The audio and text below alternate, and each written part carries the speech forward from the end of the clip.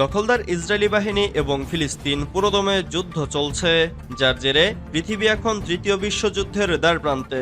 দর্শক, আমাদের হাতে এসেছে ভয়ঙ্কর সব আপডেট আন্তর্জাতিক সংবাদ। প্রথমেই জানিয়ে দিব সংবাদ শিরোনাম। যুক্তরাষ্ট্রের ডাবল মার্ডারের আসামিকে ফায়ারিং স্কোয়াডে মৃত্যুদণ্ড কার্যকর। তাজা সহায়তা না পাওয়ায় ইসরায়েলি জিম্মিরাও ক্ষতিগ্রস্ত হচ্ছে, বলছে হামাস। যুক্তরাষ্ট্রের জবরদস্তি সমঝোতা মেনে নেবে না ইরান। আফগান নাগরিকদের দেশ থেকে ডেডলাইন দিল পাকিস্তান। ফিলিস্তিনি নারীদের উপর চালানো ইসরায়েলি অপরাধের চাঞ্চল্যকর তথ্য ফাঁস। ইউক্রেনের সঙ্গে সাময়িক যুদ্ধবিরতিতেও রাজি পুতিন, যা বলছে রিপোর্ট। যুক্তরাষ্ট্রে ডাবল মার্ডারের আসামিকে ফায়ারিং স্কোয়াডে মৃত্যুদণ্ড কার্যকর।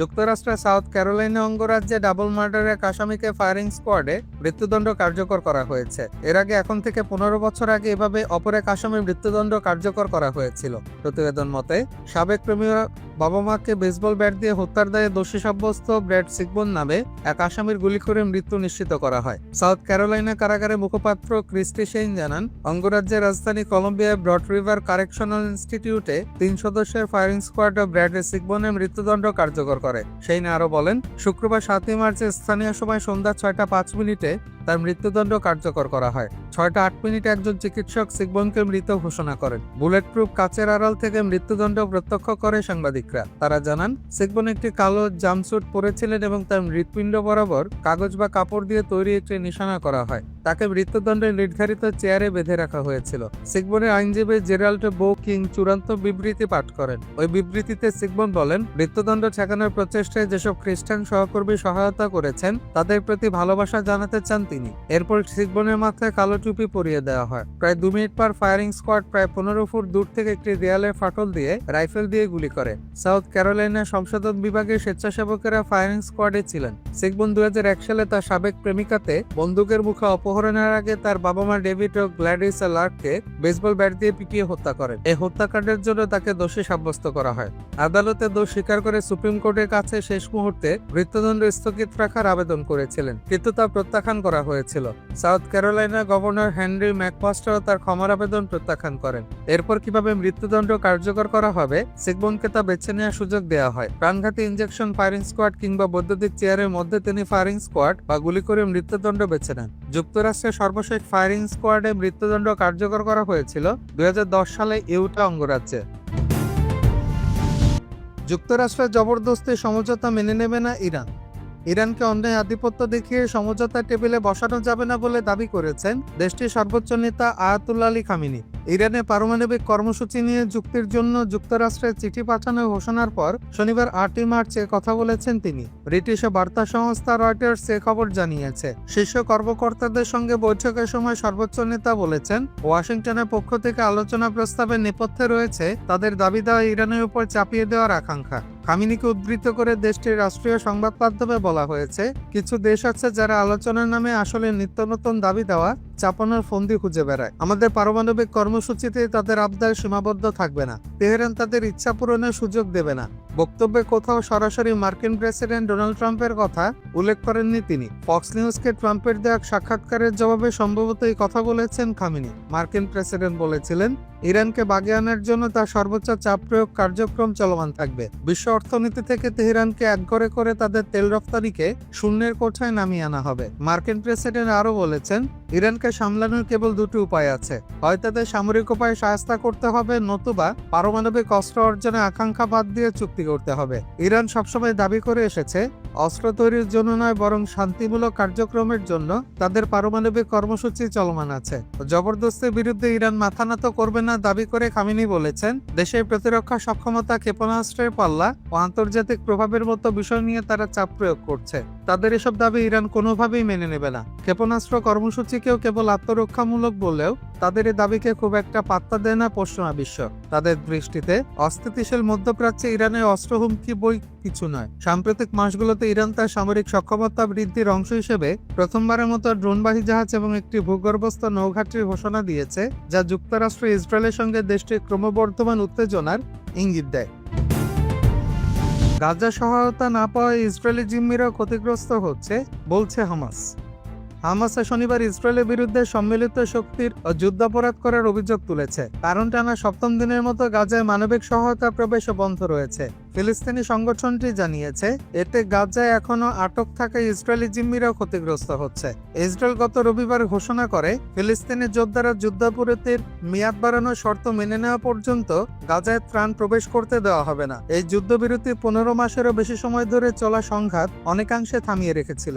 1 মার্চে শেষ হওয়া যুদ্ধবিরতির প্রথম ধাপে খাদ্য, আশ্রয় ও চিকিৎসা সহায়তা প্রবেশের অনুমতি দেওয়া হয়েছিল। পাশাপাশি এই ধাপে গাজার যোদ্ধারা 25 জন জীবিত জিম্মি ও 8টি মৃতদেহ হস্তান্তর করে, যার বিনিময়ে ইসরায়েল প্রায় 1800 ফিলিস্তিনি বন্দীকে মুক্তি দেয়। 2023 সালে 7 অক্টোবর ইসরায়েলে হামাসের নজিরবিহীন হামলার সময় যে 251 জনকে জিম্মি করা হয়েছিল তাদের মধ্যে 58 জন এখনও ফিলিস্তিনি ভূখণ্ডে রয়েছে। তবে তাদের মধ্যে 34 জন মারা গেছে বলে ইসরায়েলের সামরিক বাহিনী নিশ্চিত করেছে।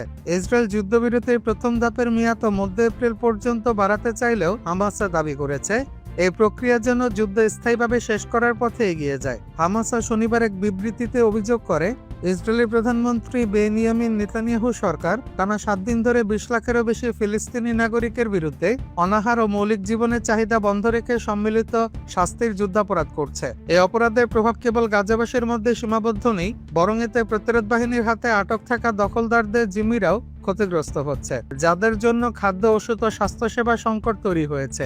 এছাড়া হামাস নেতানিয়াহুকে সহায়তা বন্ধের পরিণতির জন্য সম্পূর্ণ দায়ী উল্লেখ করে এবং তাকে গাজায় আটক ইসরায়েলি জিম্মিদের বিষয়ে উদাসীন থাকার অভিযোগ তোলে। এদিকে জাতিসংঘের একদল মানবাধিকার বিশেষজ্ঞ জানিয়েছেন গাজায় মানবিক সহায়তা প্রবেশে বন্ধ রেখে ইসরায়েল আবারও অনাহারকে অস্ত্র হিসেবে ব্যবহার করছে। তারা বৃহস্পতিবার বলেন, দখলদার শক্তি হিসেবে ইসরায়েলের সবসময় পর্যাপ্ত খাদ্য, ওষুধ ও অন্যান্য ত্রাণ সরবরাহ নিশ্চিত করার বাধ্যবাধকতা রয়েছে। ইউক্রেনের সঙ্গে সাময়িক যুদ্ধবিরতিতেও রাজি পুতিন, যা বলছে রিপোর্ট।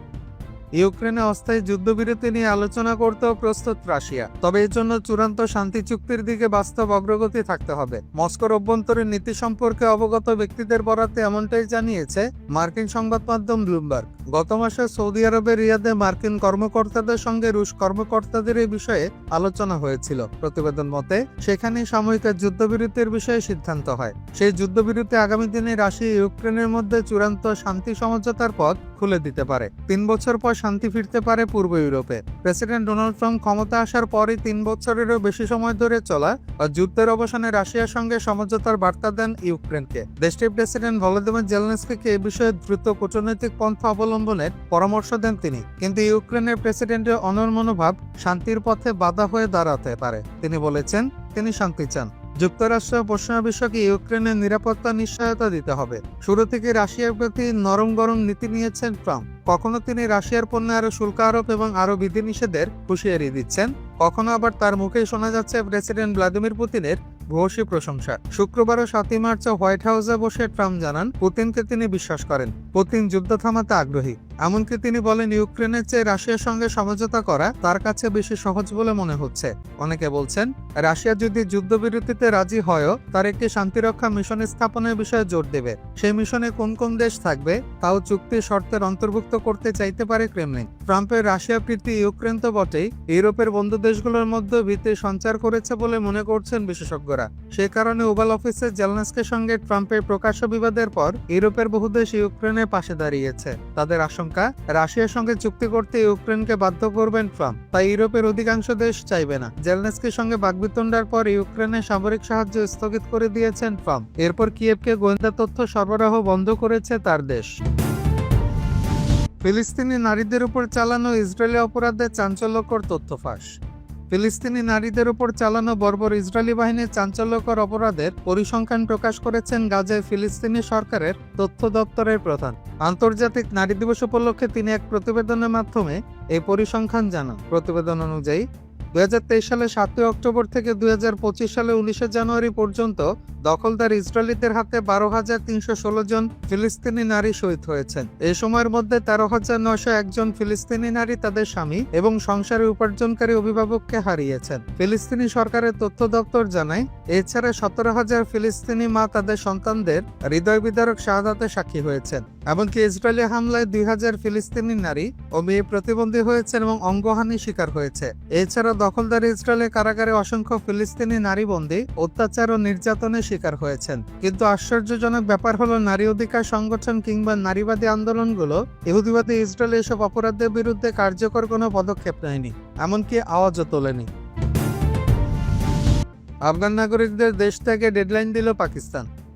দক্ষিণ এশিয়ার দুই মুসলিম দেশ পাকিস্তান এবং আফগানিস্তান বর্তমানে নানা বিতর্কিত ইস্যু নিয়ে চরম উত্তেজনায় রয়েছে। এর মধ্যে পাকিস্তান আফগান অভিবাসীদের নিয়ে একটি চূড়ান্ত সিদ্ধান্ত ঘোষণা করেছে। পাকিস্তানের অভ্যন্তরীণ মন্ত্রণালয় আফগান সিটিজেন কার্ডধারী বা এএসি নাগরিকদের জন্য একটি গুরুত্বপূর্ণ নির্দেশনা জারি করেছে, যা দেশের বর্তমান অভ্যন্তরীণ নিরাপত্তা এবং অভিবাসন নীতির সঙ্গে সম্পর্কিত।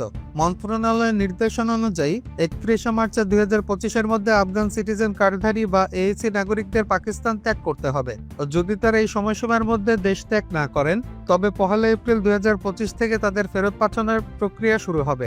শনিবার 8 মার্চে পাকিস্তানের সংবাদ মাধ্যম দ্য এক্সপ্রেস ট্রিবিউনের এক প্রতিবেদন থেকে এ তথ্য জানা যায়। প্রতিবেদনে বলা হয়, পাকিস্তান সরকারের এই পদক্ষেপ দেশটির চলমান অবৈধ বিদেশি প্রত্যাবাসন কর্মসূচির অংশ হিসেবে নেওয়া হয়েছে। 2023 সালের নভেম্বরে এই কর্মসূচি চালু হওয়ার পর পাকিস্তান বহু আফগান নাগরিককে দেশে ফেরত পাঠিয়েছে। এর আগে পাকিস্তান যেসব আফগান নাগরিককে দেশে ফেরত পাঠানোর পরিকল্পনা করেছিলেন, তাদের ক্ষেত্রে এই ধরনের ঘটনাই ঘটেছে। সরকারি বিবৃতিতে আরো বলা হয়েছে, সব অবৈধ বিদেশি এবং এএসি-ধারী নাগরিকদের জানানো হয়েছে তারা 31 মার্চ 2025-এর মধ্যে স্বেচ্ছায় পাকিস্তান ত্যাগ করবেন এবং এরপর 1 এপ্রিল 2025 থেকে তাদের প্রত্যাবাসন কার্যক্রম শুরু হবে। পাকিস্তান সরকারের পক্ষ থেকে আরো জানানো হয়েছে যে প্রত্যাবাসনের সময় নাগরিকদের সঙ্গে কোনো খারাপ আচরণ করা হবে না। ফিরিয়ে নেওয়া আফগান নাগরিকদের জন্য খাবার, স্বাস্থ্যসেবা এবং অন্যান্য মৌলিক সুবিধা প্রদান করা হবে। পাকিস্তান সরকারের মতে এটি তাদের দায়িত্বশীল রাষ্ট্র হিসেবে কাজ করার একটি উদাহরণ এবং দেশটির সংবিধান মেনে চলার জন্য সব আফগান নাগরিককে আহ্বান জানানো হয়েছে। এ পর্যন্ত 8 লাখেরও বেশি আফগান নাগরিককে পাকিস্তান থেকে ফেরত পাঠানো হয়েছে।